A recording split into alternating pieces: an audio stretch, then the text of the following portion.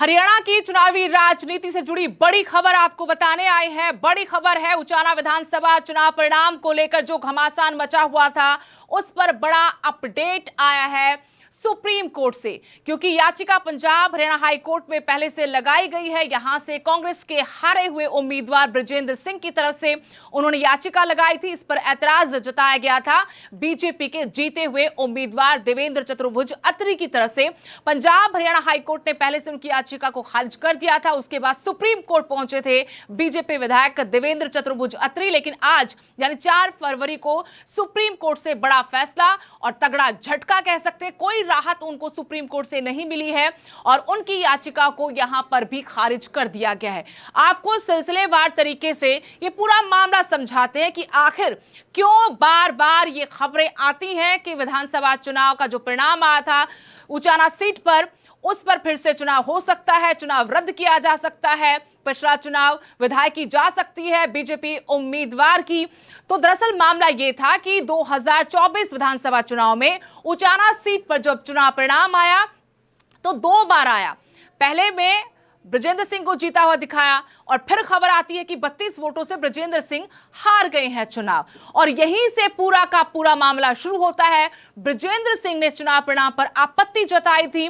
उसके बाद उन्होंने आरोप लगाया था कि कैसे मात्र जब 32 वोटों से हार उनकी दिखाई जा रही है तो जो रिजेक्टेड वोट है, बैलेट पेपर के जो वोट है, अगर हार का अंतर से ज्यादा वो संख्या पाई जाती है तो रिटर्निंग ऑफिसर को दोबारा से काउंटिंग करनी होती है उन वोट्स की।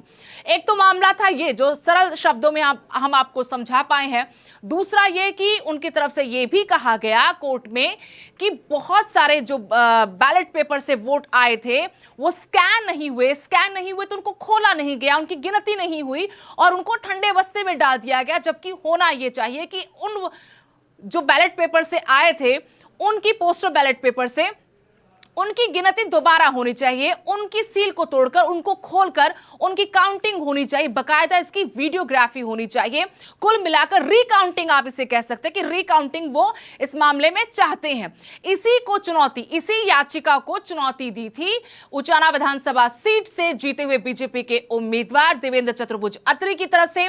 पहले पंजाब हरियाणा हाई कोर्ट में उनको झटका मिला, उसके बाद उनको उम्मीद थी देश की सर्वोच्च अदालत से, तो वहां चौखट पर ये याचिका लेकर पहुंचे थे, लेकिन 4 फरवरी को वहां से भी उनको राहत नहीं मिली और तगड़ा झटका आप इसे कह सकते हैं। अब इस पर पंजाब हरियाणा हाई कोर्ट का क्या रुख रहेगा? जो मामला पहले से यहां पर विचाराधीन है वो तो वक्त बताएगा, सुनवाई चलेगी, जो सबूत है दोनों पक्षों की तरफ से, दलीलें हैं वो यहां पर रखी जाएंगी। लेकिन सभी की नजरें हैं, बहुत हाई प्रोफाइल हॉट सीट थी विधानसभा की उचाना कला, जहां पर बहुकोणीय नहीं, त्रिकोणीय नहीं, हम कहेंगे कि बहुत ही दिलचस्प मुकाबला, द्विकोणीय नहीं था, त्रिकोणीय नहीं था, बहुकोणीय मुकाबला यहां पर था। और यहां पूर्व उप मुख्यमंत्री जेजेपी के बड़े नेता युवा चेहरे दुष्यंत चौटाला तक की जमान जब्त हो गई थी।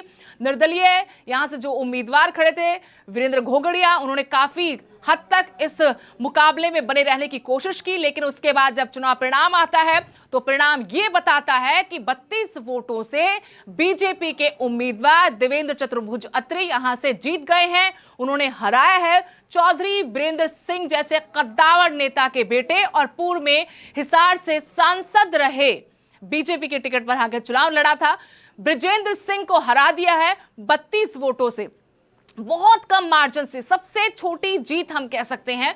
और इसके बाद जो आरोप बृजेंद्र सिंह की तरफ से लगाए गए, उसके बाद लगातार कई बार ये खबरें भी उड़ी कि यहां पर फिर से चुनाव होगा, चुनाव रद्द हो गया है, रिकाउंटिंग को लेकर पेंच फंसा हुआ है मामला, क्योंकि अदालत में विचाराधीन है तो नजरें वहां पर रहेंगी। लेकिन फिलहाल हम आपको ये जानकारी दे रहे हैं कि उचाना कला विधानसभा सीट पर जो याचिका लगाई थी चुनाव परिणाम को लेकर हारे हुए उम्मीदवार बृजेंद्र सिंह की तरफ से, उसी याचिका को खारिज करवाने के लिए अपील की गई थी देवेंद्र चतुर्भुज अत्री की तरफ से। हाईकोर्ट के बाद सुप्रीम कोर्ट में, वहां से उनको राहत नहीं मिली है। 32 वोटों का, सिर्फ 32 वोटों का फासला था हार जीत में। और पूरा मामला हमने आपको जैसे बताया कि अगर जो रिजेक्टेड वोट है उनकी संख्या हार के अंतर से ज्यादा है तो फिर से रिटर्निंग ऑफिसर का ये नियम कहता है कि वो वोटों की दोबारा जांच करवाएंगे। इसके अलावा पोस्टल बैलेट पेपर से जो वोट वहां पहुंचे थे स्कैन नहीं हुए थे बहुत सारे, और स्कैन नहीं होने की वजह से उनको नहीं खोला गया था। तो बृजेंद्र सिंह ये भी चाहते हैं कि उनको वीडियोग्राफी कराते हुए फिर से खोला जाए। बहुत दिलचस्प है। एक तो बड़े बड़े धुरंधर इस चुनावी रण में थे इस सीट से, दूसरा जो चुनाव परिणाम आया वो बहुत ही हैरान कर देने वाला था। ऐसे में सभी की नजर इस पर रहती है कि आखिर यहां पर क्या फिर से बाजी पलटेगी, क्या फिर से चुनाव होगा। आप भी अपनी राय जरूर दीजिएगा क्योंकि हॉट सीट तो है ही। दूसरा, हम कहेंगे कि बांगड़ की धरती के जो बड़े चेहरे थे, चुनावी चेहरे, राजनेता थे, उनमें से दो बड़े घराने भी यहां थे जिनकी इस चुनाव में हार हुई थी। एक तो दुष्यंत चौटाला चौधरी देवीलाल के पड़पोते, दूसरा सर छोटू राम के परिवार से चौधरी बीरेंद्र सिंह जो उनके नाती, उनके बेटे चौधरी बृजेंद्र सिंह कहेंगे कि वो भी चुनाव हार गए थे।